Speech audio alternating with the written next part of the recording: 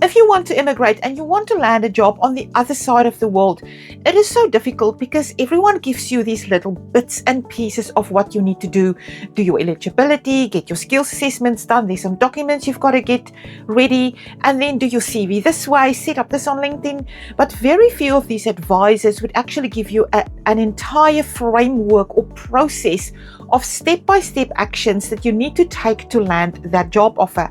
So in this video, I am going to take you through the entire framework or the process from start to finish of how to land that overseas job. So by the end of this video, you'll not only know where to start if you haven't done this yet, or you're just starting out and trying to land an overseas role, but also how to actually get in front of those hiring managers overseas. If you don't know who I am, I'm Sorrel Sen, international career strategist and migration mentor. And during the last decade or so, I've helped international candidates secure their roles overseas.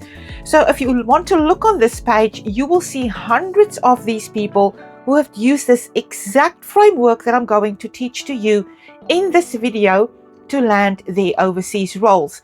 By the way, if you need more information about this, there is a condensed 7-day email course, the International Career Strategy Positioning course, and you can get the link to that course below. It is free and it will take you through some of the more in-depth practices in this entire framework.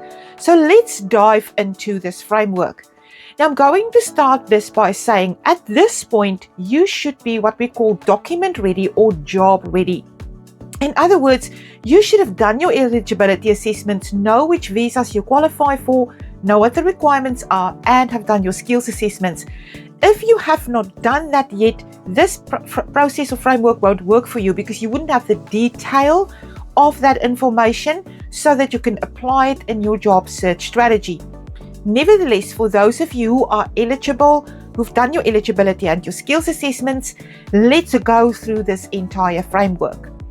This is the framework that I use for my elite career mentor candidates. So I work one-on-one with candidates overseas, and I help them using this entire framework to secure their overseas roles. And this is where we start. We always start with research. And the research is so important because it gives us the information or the business intelligence to do the next steps. So in this phase of research, phase 1, which is validation, is validating which jobs you actually are pursuing. That comes from your eligibility as an international candidate. It'll have an occupational classification code in New Zealand and Australia, for example. It's called the ANSCO codes or the NOL codes, etc. In other countries, it might be called something different. But that code gives you the framework or the detail of which jobs you can pursue as an immigrant, and not all jobs qualify, what the requirements are. In other words, what pay you need to get in that destination country, what kind of tasks and things you need to fulfill in that job. It's sort of like a job description that describes the job. Now you have that information. It will also be tied to specific visas, and that in its own has its own requirements. And those requirements forms part of this validation. Because if we take that information and then we take it into the job market, we can now go and search for the aligned roles or jobs in the job market that will get you to that visa. And this way, you will actually narrow down the jobs that you are going to pursue, and you have a set of specific requirements which those jobs need to be able to fulfill to get that visa. But if you go over to the job market, you need to do some really in-depth research in the job market of what the requirements for the jobs in the job market is. So when we work with international candidates, we do research of about 50 to 100 of those jobs to pull out a set of requirements that these jobs are setting out there in the job market. And that means we have a set or a picture of requirements to match. So then we take that information and we go searching for who are the employers or the sponsors, if you need a sponsor in your destination country, who offer these jobs. In most countries that I work, like New Zealand and Australia, even in the UK and the Canada and the Netherlands, United States, around 20% of these employers who are sponsors, who are you going to be looking for, advertise their jobs online. So in this phase of validation, we also need to not just find these employers, but we need to figure out, how do they get their people? How are you going to get in front of them? And what do they require other than the things that are just put into their job descriptions or their job ads? So this phase in validation gives us that picture of what are the jobs, what are the requirements of the jobs in the job market, who are these employers, and what do these employers want, so we can create a profile to then match all of this. Now, of course, all of this needs to be tied to your eligibility and your visa readiness.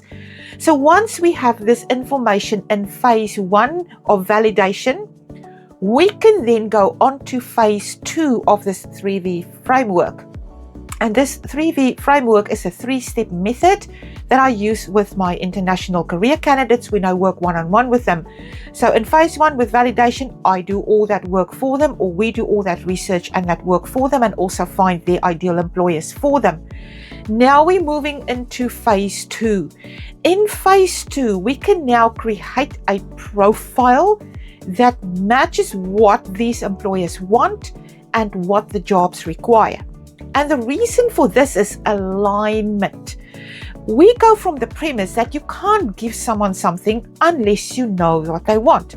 You can't just go and create a profile of the things you have or the stuff that you have and put it up there and think that someone might want it. No, you've got to be really certain and really sure about what your employers want, what the jobs require, and then take that information to create a matching profile. And this is what is done in step 2 or the phase 2, and this is value. We call it value because that profile that is created there is not just a CV that has a list of skills that maybe match the requirements. It's not just a LinkedIn profile that's an online CV. It is actually a profile that says, I have this experience. Yes, you will have a CV. I have these skills that match your requirements, but also that I have perfected through these years of experience. But here comes the kicker. It has a star profile. In that star profile, you're actually going one step further and say, here is the evidence, here is the proof that I can actually do this work and excel at it. So that evidence gives us not just the demonstration of the value that you have, but also credibility, validity, and your eligibility to show that you actually qualify for those visas that you are eligible for. That profile is a much wider profile than just a CV or a LinkedIn profile. So when you end up with a value profile, you don't just match what these employers want or what the jobs require, you're also aligned with their expectations. In other words, when you get to the next step, which is showing this profile to them, they actually see what they want instantly. We also go from the premise that only 5% of what employers want is on your CV. Skills, qualifications, and experience is like a statement of your history. But what about the other 85%? What about the things that employers actually say, I want this, but you can't put it on a CV? Communication skills, interpersonal skills, enthusiasm, interest, versatility, adaptability, some of the other soft skills for which you can put the words on a CV or a resume, but you can never provide the evidence for on a CV or a resume, so it's empty fluff. Those things need to be demonstrated in other ways with a value profile. So this value profile will contain a star profile, it will contain things like resume videos, it will contain content that shows and demonstrates these skills in action. And it makes up the 85% that you cannot put on your CV. And that is what we put in front of employers first. Because we know these are the things that make hiring decisions. So they will interview you potentially if they see that you can do the work, if they have your CV, but the decision making lies at the point where they're convinced of the 85%. That's much broader than just a CV or a resume. So this needs to be demonstrated Not waiting until you one day get an interview and waiting for a 1% chance with a CV to get through ATSs. It needs to be demonstrated right off the bat with your first interaction and your first visibility to overseas employers. So this value profile is quite a bit of work, and it's not just something that you put up there and you think this is my stuff and they must want it. It is actually aligned with what the employers want and what the jobs require, so that you are now well presented. This brings us to the third phase, or phase 3, which is visibility. So take this for example. You now have a value profile. You are the most valuable candidate on the planet. You're the best of the best. You have the evidence, the proof of it. You have a profile that shines, that is so good, nobody can ignore you. But nobody knows that you exist. They cannot see this profile, especially your hiring managers overseas inside those ideal employers who are sponsors have no idea that you even exist. If you take that CV that is well written, that even match what they require, and go and send it to online job applications, you have 1 to 2% chance of getting through to your overseas hiring managers. And there are a variety of reasons for this. One reason is they don't advertise online. There is nothing to go and apply to. The second reason is ATSs, or applicant tracking systems, which will eliminate usually offshore applications with an IP address or matching keywords.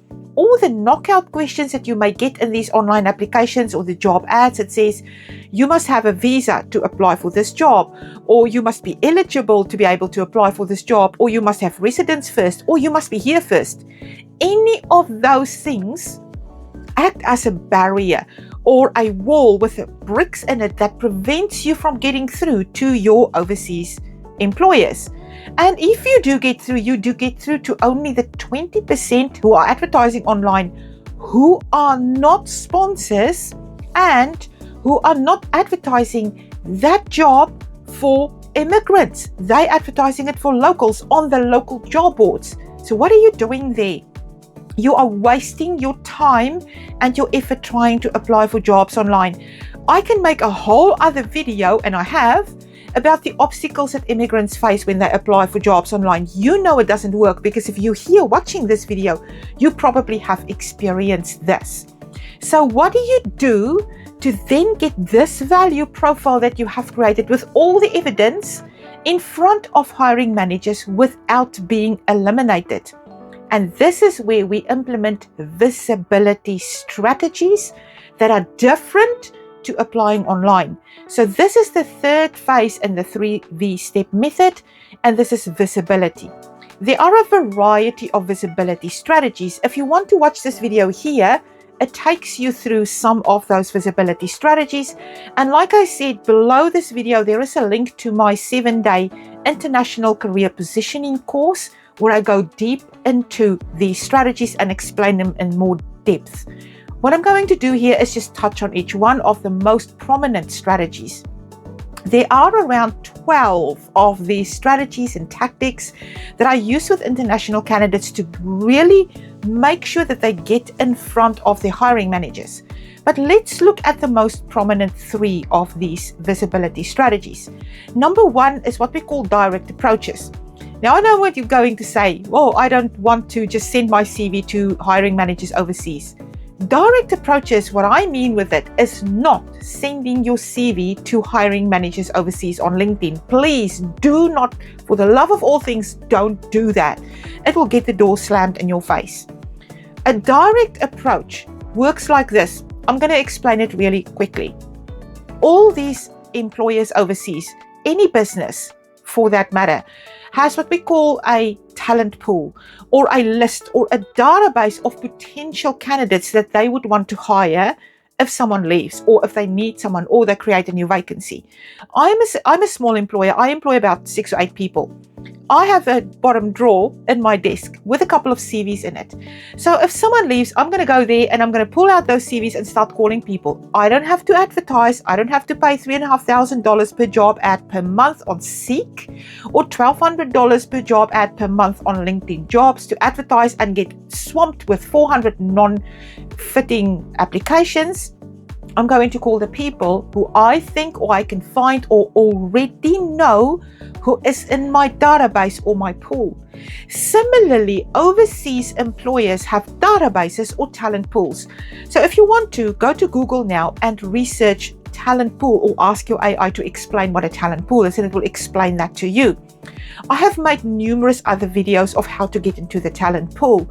So this is what we do in a direct approach. One of my candidates who was really successful with this has called this or named this the virtual door knock.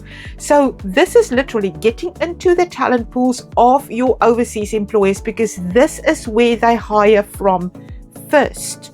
They will go to their talent pool before they do anything else to avoid paying money on job ads, to avoid spending time, to avoid making sure that they're getting the right people they already have in their database, that they already have spent time in getting. Think about this. If you're a real estate agent and you have buyers and you have sellers, you have a pool of sellers ready and you have a pool of buyers ready. And when the opportunity comes, you're going to match these two. It's the same with the talent pool. Employers and recruiters all have databases and talent pools. So that's where you go first. Now, from my experience working with more than 4,000 applicants around the world and candidates around the world landing their jobs, I have found that this talent pool strategy has 15 to 40% success rate. So it's much better than the 1 to 2% success rate of trying to apply for jobs online. So when we get into this talent pool of at least 100 of these ideal employers who are sponsors, who we have found in that first phase of this framework, we are actually laser focused on going only into their talent pools and forget about the rest. We're not falling around trying to fit into job ads online or going to apply for job ads online where we don't know if it's an employer who sponsor, if we don't know if it's a job that they will sponsor for, none of that. We're just going for the employer's talent pool. What is more here is that CV that you have created and that profile that you have created does not need to be rewritten to be tailored for an online job ad because you don't have a job ad to apply for. So what you're doing with that research that you've done into the jobs that you are targeting is create a profile that matches 65 to 80% of those roles or that occupation, and you'll never have to rewrite a CV ever again or tailor a CV for a single job ad. So going into the talent pools is a little bit technical and a little bit tricky in terms of the technical things and knowing where to get to and how to get into these talent pools. When I work with Elite Career Mentor candidates one-on-one, I not only find the employers for them, I also find the way of getting into these talent pools. Because I have a background as an HRIS consultant, I set up these talent pools. PeopleSoft, Workday, SAP SuccessFactors. I worked with these things and I know what the back door is to get into the talent pool. Here is a secret about the talent pool that I don't often share. The talent pool strategy gets you into the database without being eliminated by an ATS system. And it works like this. When there is a job ad, there is a set of filters, knockout questions, IP address, keywords, or whatever. They take the job description and they take requirements from the job description and put it into the filters. Any online applications that come in gets filtered through it. And some make it and some don't. Usually most don't make it. It's how it's set up. It's just a system. I've worked with those systems. But when you go to the talent pool and there's no job ad, there are no filters. So you get into the talent pool, into the database without being filtered out as non-suitable. So what happens is you go into a database most of the time where they can pull data from. And this is where, when we do this with international candidates way down the track, months later, they would still get what we call shoulder taps or people contacting them because they're in a talent pool and they get found. So what we do is with this strategy is talent pool entries with a value profile. here is also a secret that I don't often share. You have to create that profile first, because if you get to the point of where they're looking at your profile when they're picking you from the talent pool, they need to see a profile that aligns with their expectations. You can't just put anything in there without knowing what they want. This is why we go to phase 2 first, where we create the value profile. Enough about this direct approach strategy. The next one is what we call the Magic 100, and it's just a relationship and networking strategy. This strategy focuses on the premise of finding the ideal hiring managers inside those employers that you have found in phase 1. So individuals, people. Yes, and we do it with recruiters too. So now what we're doing is we're doing 2 phases in this Magic 500 strategy. Phase 1 is we're actually going to find these hiring managers who are the decision makers, who are inside those employers and who actually can make a decision. So they might be team leaders, they might be department leaders. In a small business, they're the boss. There's a variety of things you need to consider to actually identify these people correctly. When I work with international candidates, we go through these 4 golden rules of who to actually target and who to connect to. In that connection, yes, we use LinkedIn. We build in phase 1 an audience out of these hiring managers. So it is 100 to 500 people inside those organizations.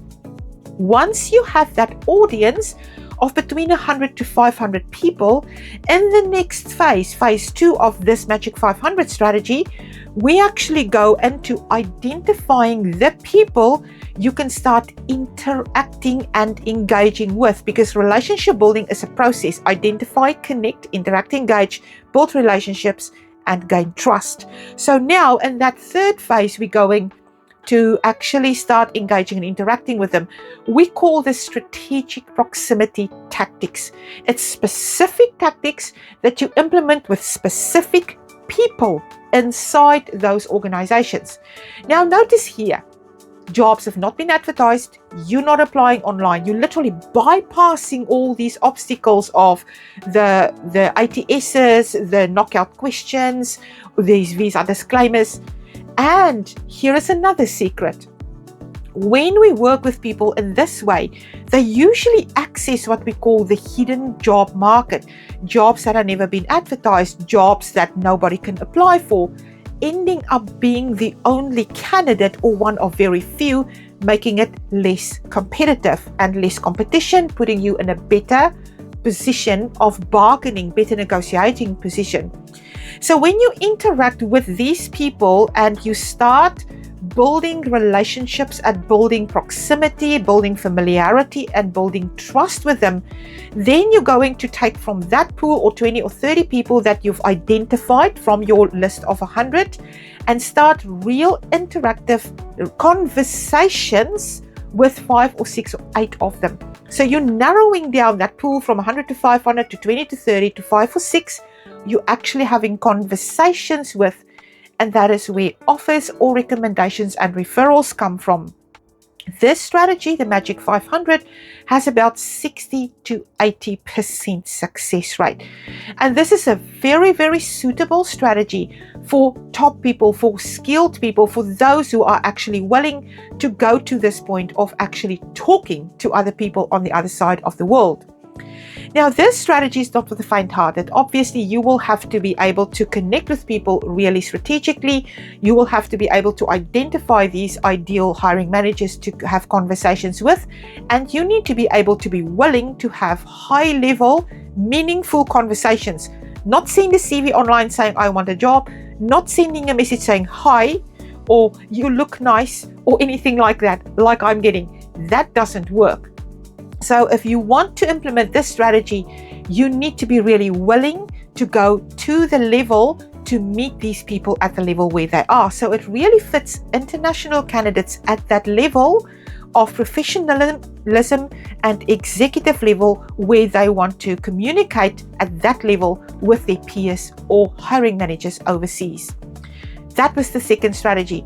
A third strategy that I want to touch on is what we call the influencer strategy.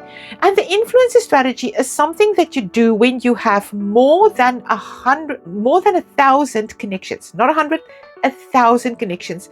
The reason we're using 1,000 connections is this. The influencer strategy, as the name says, requires you to post content online. If you post content on LinkedIn, LinkedIn's reach is about 1 to 2, maybe 3% if you're doing it really well. So 1, 2 or 3% at the most of your connections or your network will see your posts. So if you think about it, if you post, how many people will see it? So if someone has told you to start posting on LinkedIn, they did not take into account this first step of having the audience to see your posts first. So you post and nothing happens, it's because you don't have an audience. So it requires you to first have the audience in place before you can start actually posting.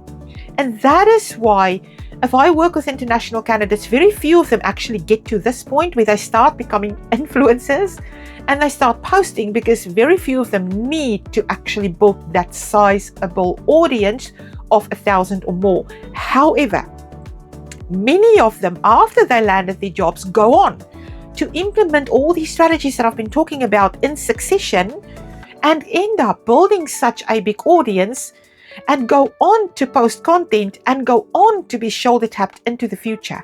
So this strategy has 100% success rate. Even better, it works into the future, because this thing that you've built becomes your asset into the future for your career growth or starting a business. I can't tell you how many people that I've worked with have started their own businesses because they've built that audience, they've had that network, they just go to the network when they're starting out on their own. But this strategy is not for the faint-hearted. It actually requires you to be willing to build that audience and then create content curated for the audience, not just anything, any stuff, things that actually aligns with the audience expectations. That is on another level.